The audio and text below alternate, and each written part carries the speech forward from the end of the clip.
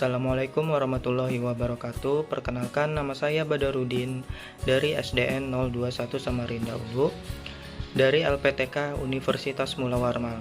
Pada hari ini saya akan menyampaikan beberapa hal mengenai best practice yang sudah saya lakukan pada PPL.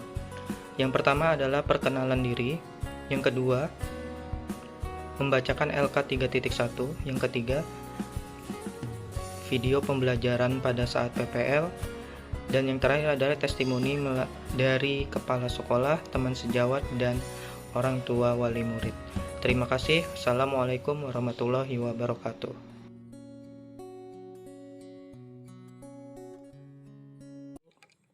Akan membacakan LK mengenai menyusun best practice menggunakan metode STAR, situasi, tantangan, aksi, refleksi, hasil, dan dampak terkait pengalaman mengatasi permasalahan siswa dalam pembelajaran.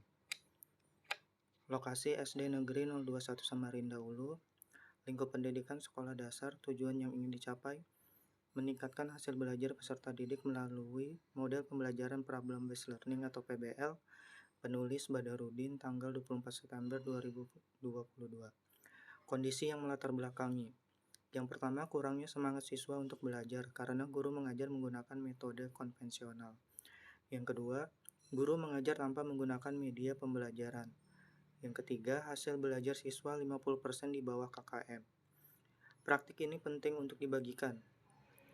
Praktik ini penting dilakukan karena banyak guru yang mengalami hal yang sama dengan saya, bahwa tingkat semangat siswa dalam belajar kurang, sehingga diharapkan dengan adanya praktik pembelajaran diharapkan dapat memotivasi diri saya sendiri, juga diharapkan bisa menjadi inspirasi bagi rekan guru lainnya. Peran dan tanggung jawab. Dalam pelaksanaan ini, saya berperan sebagai fasilitator untuk melaksanakan proses pembelajaran. Saya memiliki tanggung jawab untuk melakukan proses kegiatan pembelajaran secara efektif untuk mencapai tujuan yang diharapkan. Tantangan untuk mencapai tujuan. Yang pertama, pemilihan model pembelajaran yang tepat dan bervariasi sesuai karakteristik siswa. Yang kedua, pemilihan metode pembelajaran yang tepat sesuai karakteristik siswa. Yang ketiga, penggunaan media pembelajaran yang tepat dan menarik bagi siswa. Siapa saja yang terlibat? Guru sebagai fasilitator dan siswa sebagai subjek pembelajar. Rekan sejawat, kepala sekolah, dan ahli pakar memberi masukan dalam pelaksanaan proses pembelajaran secara efektif dengan menggunakan metode, model, dan media pembelajaran yang tepat dan inovatif, sehingga tujuan pembelajaran dan hasil belajar siswa bisa tercapai sesuai dengan yang diharapkan. Langkah-langkah yang dilakukan. Langkah-langkah yang dilakukan untuk menghadapi tantangan tersebut adalah sebagai berikut. Yang pertama, melakukan wawancara dengan beberapa narasumber, yaitu teman sejawat, kepala sekolah, dan pakar ahli untuk mendapatkan solusi terbaik. Yang kedua, mencari berbagai literatur untuk mendapatkan informasi solusi terbaik. Yang ketiga, memilih model pembelajaran yang akan digunakan, yaitu model pembelajaran Problem Based Learning atau PBL. Keempat, mengembangkan model ajar dan LKPD untuk menilai hasil belajar peserta didik. Strategi yang digunakan. Untuk mengatasi masalah saya, model pembelajaran yang akan saya gunakan adalah model pembelajaran Problem Based Learning atau PBL untuk meningkatkan hasil belajar siswa dan menumbuhkan semangat siswa untuk belajar. Menurut Aris Soimin, tahun 2014, halaman 132, berpendapat bahwa kelebihan model Problem Based Learning diantaranya, siswa didorong untuk memiliki kemampuan memecahkan masalah dalam situasi nyata. Siswa memiliki kemampuan membangun pengetahuannya sendiri melalui aktivitas belajar. Pembelajaran berfokus pada masalah sehingga materi yang tidak ada hubungannya tidak perlu dipelajari oleh siswa. Hal ini mengurangi beban siswa dengan menghafal atau menyimpan informasi. Terjadi aktivitas ilmiah pada siswa melalui kerja kelompok. Siswa terbiasa menggunakan sumber-sumber pengetahuan, baik dari perpustakaan, internet, wawancara, dan observasi. Siswa memiliki kemampuan menilai kemajuan belajarnya sendiri. Siswa memiliki kemampuan untuk melakukan komunikasi ilmiah dalam kegiatan diskusi atau presentasi hasil pekerjaan mereka. Kesulitan belajar siswa secara individual dapat diatasi melalui kerja kelompok dalam bentuk peer teaching. Bagaimana proses dan siapa saja yang terlibat? Langkah-langkah model pembelajaran Problem Based Learning atau PBL. Yang pertama adalah orientasi siswa kepada masalah. Kegiatan yang pertama dilakukan dalam model ini adalah dijelaskannya tujuan pembelajaran yang ingin dicapai oleh guru. Selanjutnya, disampaikannya terkait logistik yang dibutuhkan diajukan suatu masalah yang harus dipecahkan siswa. Memotivasi para siswa agar dapat terlibat secara langsung untuk melakukan aktivitas pemecahan masalah yang menjadi pilihannya.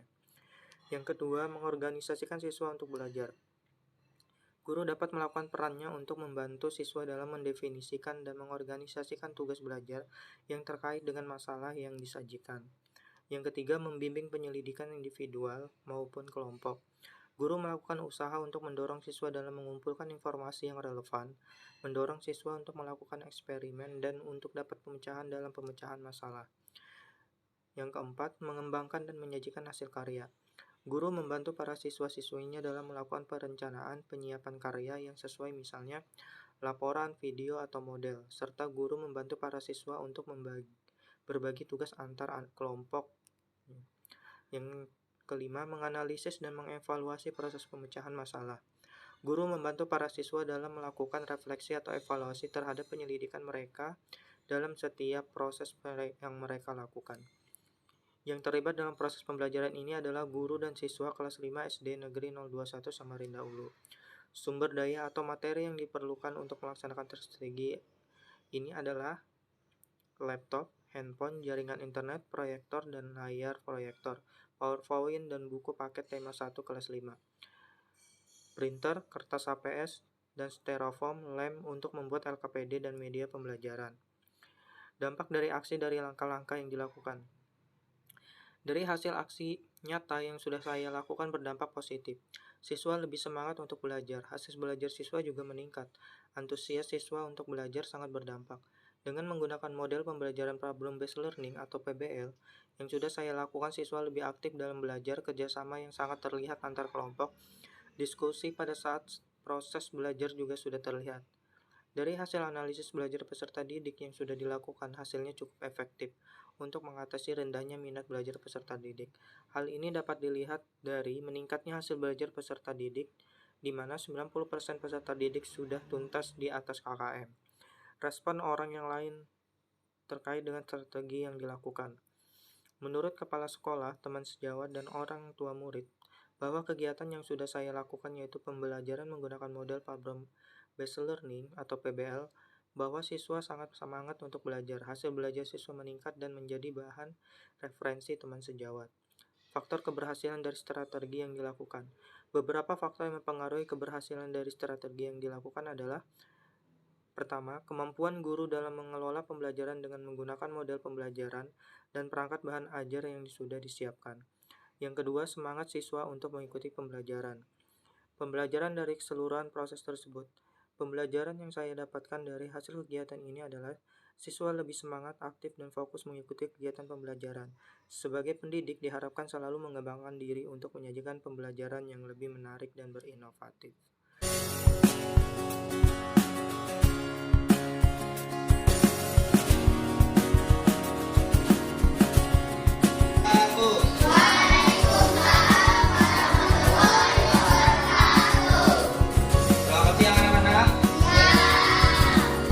Kabar kalian? Baik. Sekarang kalau Bapak nanya, apa kabar kalian? Jawabnya apa? Alhamdulillah luar biasa. Oke, sekali lagi. Apa kabar kalian? Alhamdulillah luar biasa. Sekarang sebelum kita belajar, Bapak mau lihat dulu nih, sudah rapi semua belum? Pakaiannya. Yo, perhatikan. Lihat kiri kanannya, ada papanya enggak? Ada. Jadi, tadi sudah pikir dulu kan? Oke. Ada yang tidak hadir? Siapa? Sakit kenapa? Sakit. Ya, tadi sudah izin ya sama Bapak. Ya, sebelum kita belajar, kita lebih baik berdoa terlebih dahulu. Ya, sekarang ketua kelasnya pimpin doa. Ayo, Habib, pimpin doa.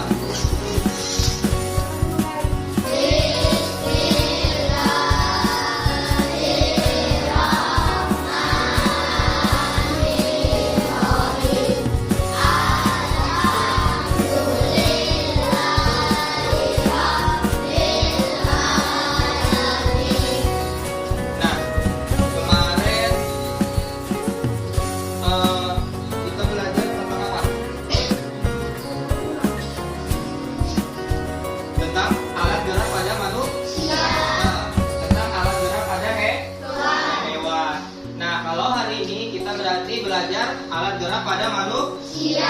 Alat gerak pada manusia. Iya, pintar. Menyanyikan lagu Hari Merdeka terlebih dahulu ya. Ya, tangannya.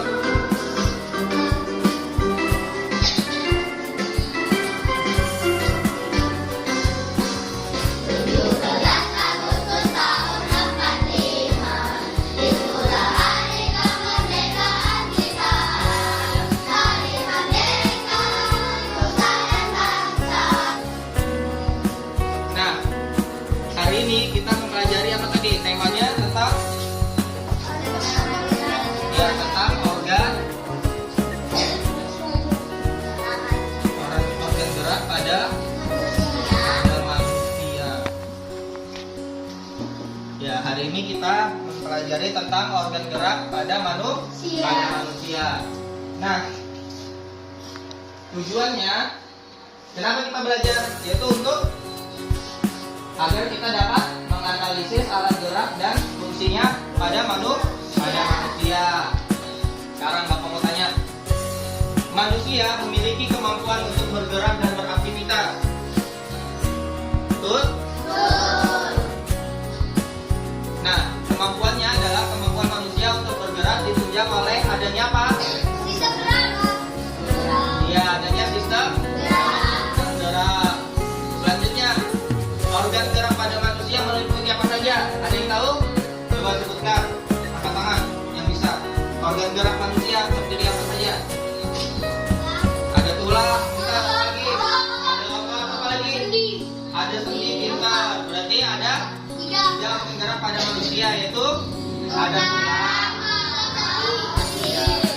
Nah, sekarang kalian tonton videonya, kalian simak benar-benar.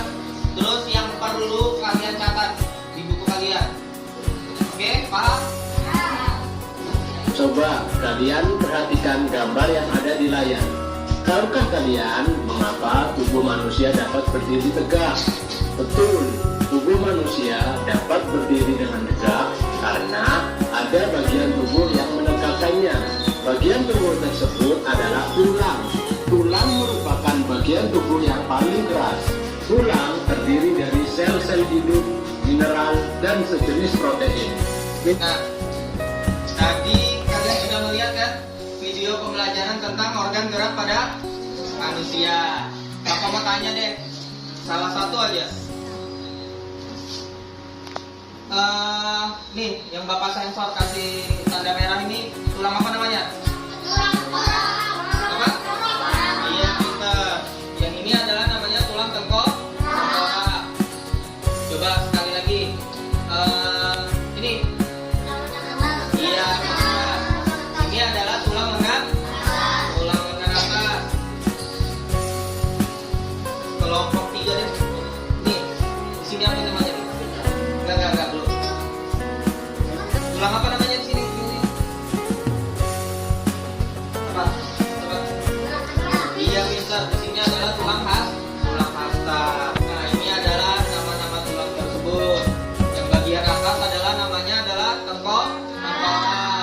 Terus tulang selangka yang mana? Ini ya? Ya, ini namanya tulang selangka. Tulang belikat yang mana? Nih, di sini. Tulang ini namanya adalah tulang belikat. Tulang pengumpil. Ada yang namanya tulang pengumpil. Daerah sini. Tulang hasta juga yang ini.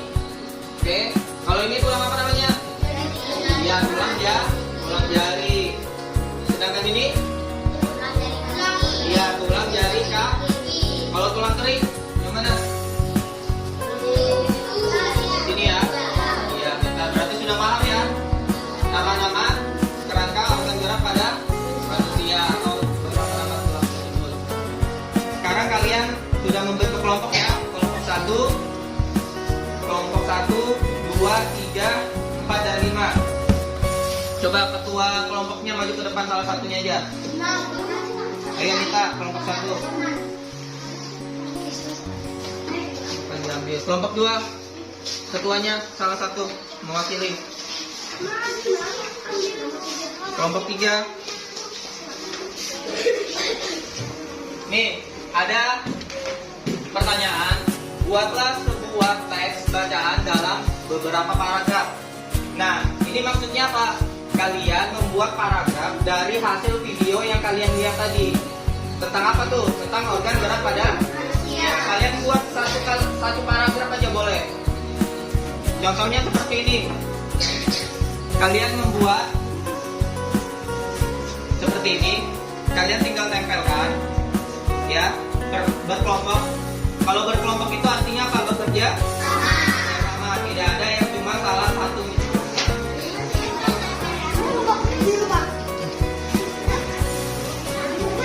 Ya, supaya lebih enak gimana tuh yang ditempelkan Kepalanya ini lemnya gimana? ini dibuka dulu. Di lem belakangnya nah. Di lem belakangnya dulu. Nomornya ini bisa. Ah, yang di sini bisa.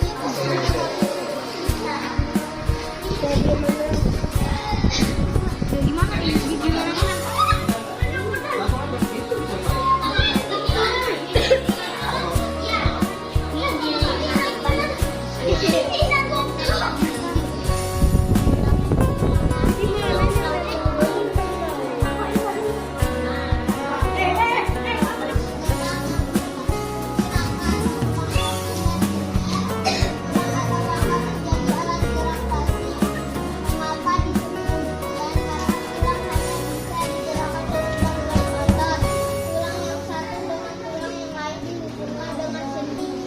Iya, pinter. Itu paragraf nomor 1. Sekarang coba kelompok 5. Kelompok 5 coba yang nomor 2. Nomor 2. Bacakan soal dan jawabannya. Kelompok 5. Kelompok lain dengarkan. Ya, dengarin.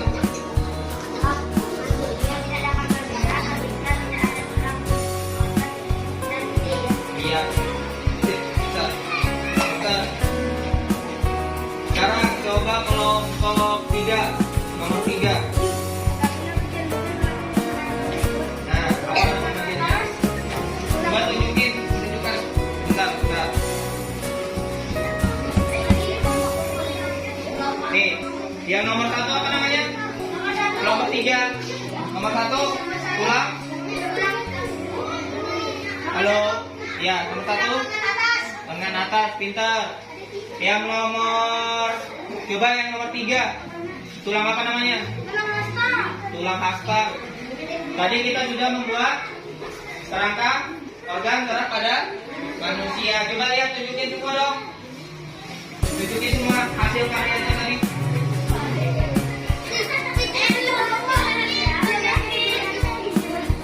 Oke, bagus ya. Oke. Berarti tadi kita belajar apa? Anak-anak, tadi kita sudah belajar tentang apa? Organ manusia.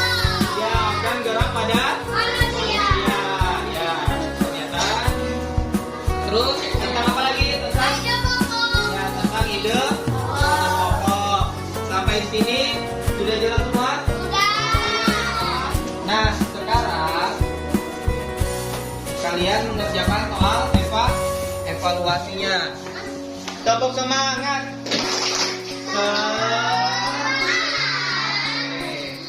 Sekarang perhatikan soal evaluasinya. Itu kalian kerjakan per individu, kalian masing-masing yang mengerjakan. Berarti tidak berkelompok. Misal, itu ada pertanyaan kan? Nomor 1, pasangkan antara gambar-gambar dengan keterangan menggunakan garis. Nah, misal tulang lengan atas itu letaknya di mana? Perhatikan semua. Halo. Perhatikan tulang lengan atas letaknya di mana? Kalian beri garis nanti. Garis. Itu paham? Oke.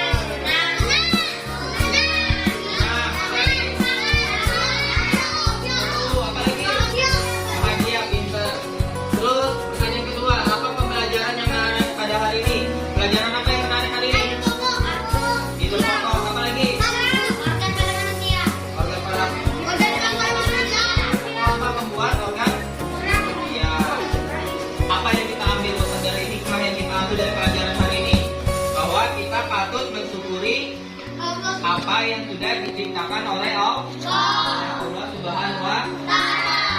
Berarti kita harus menjaga apa organ-organ tubuh kita sendiri. Salah satunya apa tadi? Cara menjaga duduk, dia beraktivitas, dia apa tadi? Salah satunya berjemur di pagi hari, terus apa lagi? Berolahraga, terus duduk yang benar. Itu adalah salah satu cara kita bersyukur kepada Allah karena sudah menciptakan kita sesempurna mungkin.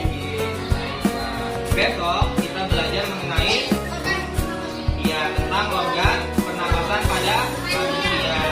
Nah, pada pertemuan berikutnya kita membuat apa lagi nanti tentang pernapasan pernapasan pada manusia. Oke.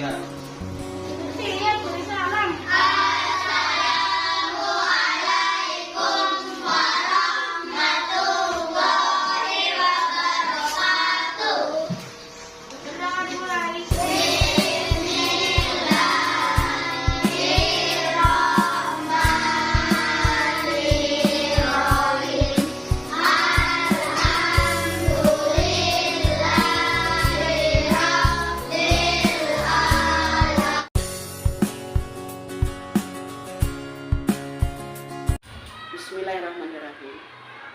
Assalamualaikum warahmatullahi wabarakatuh. Perkenalkan, nama saya Heni Maslia,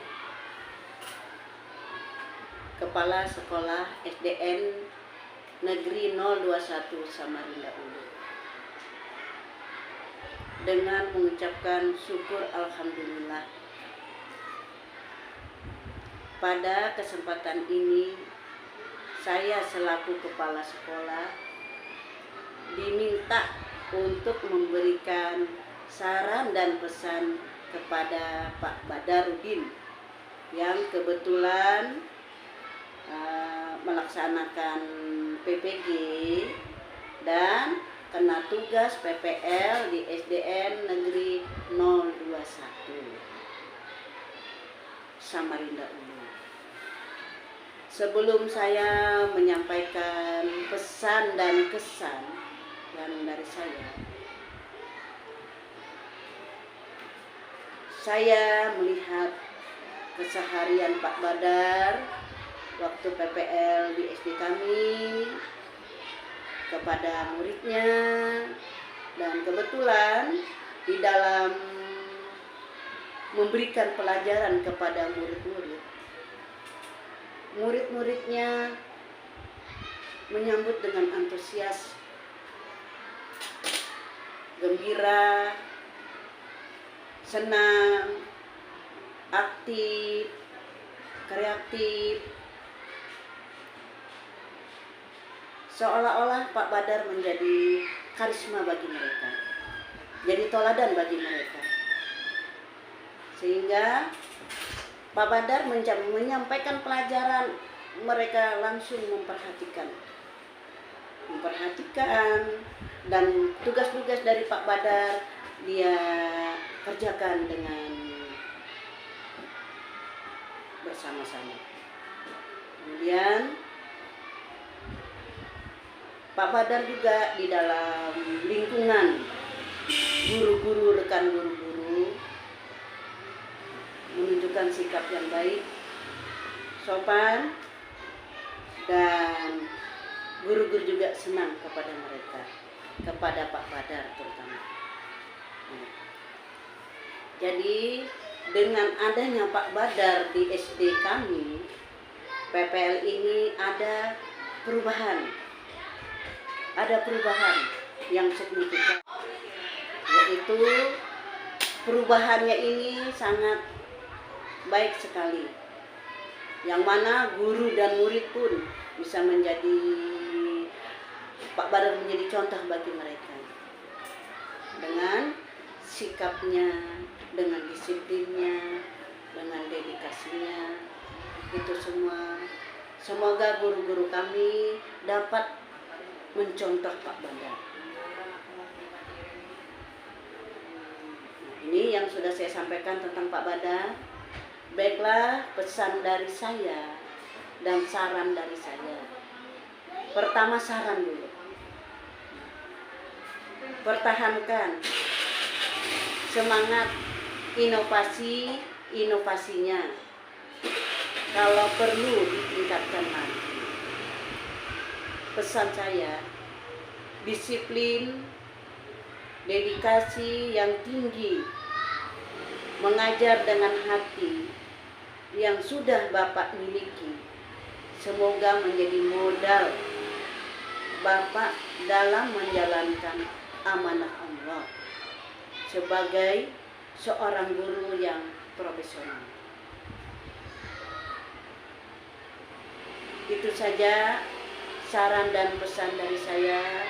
Semoga ucapan-ucapan saya ini yang tidak berkenan di hati bisa dibuang, yang berkenan di hati bisa diambil, bisa dijadikan, semoga bermanfaat bagi kita semua. Sekian dan terima kasih.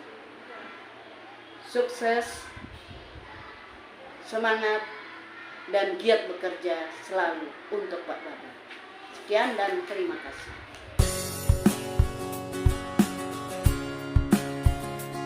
Assalamualaikum warahmatullahi wabarakatuh. Saya berterima kasih kepada anak didik yang selama ini bisa mengikuti jalannya kegiatan belajar. Harapan saya ikutilah sebagaimana biasanya, punya terutama menjaga kebersihan belajar dan kemudian meningkatkan untuk pendidiknya. Kemudian dalam belajar itu kita saling menjaga satu sama lain. Artinya itu dalam belajar itu lebih fokus pada pelajaran yang akan diberikan oleh Bapak Ibu guru selama dia membimbing pembelajaran tadi. Kemudian harapan pesan saya, mudah-mudahan sekolah kita dan anak didik kita ini lebih maju dan lebih meningkat lagi untuk yang akan datang. Ini kita jangan lupa juga mengajarkan bersyukur dari Allah SWT, terutama dari kesehatan lahir maupun kesehatan batin.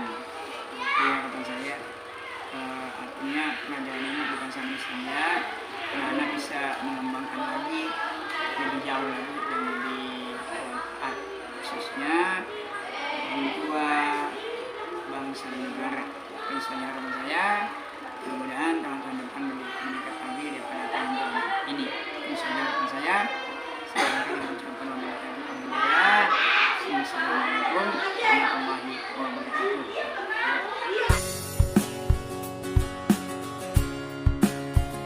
Dari wali murid Erdianita Mulia Ramadhani dari kelas 5A. Di sini saya ingin mengucapkan terima kasih yang sebesar-besarnya kepada Pak Badarudin selaku guru PPL di kelas 5A. Kesan saya dengan adanya guru PPL ini sangat membantu kami selaku orang tua murid, dikarenakan pembelajaran yang diberikan sangat mudah dimengerti dan dipahami oleh anak-anak.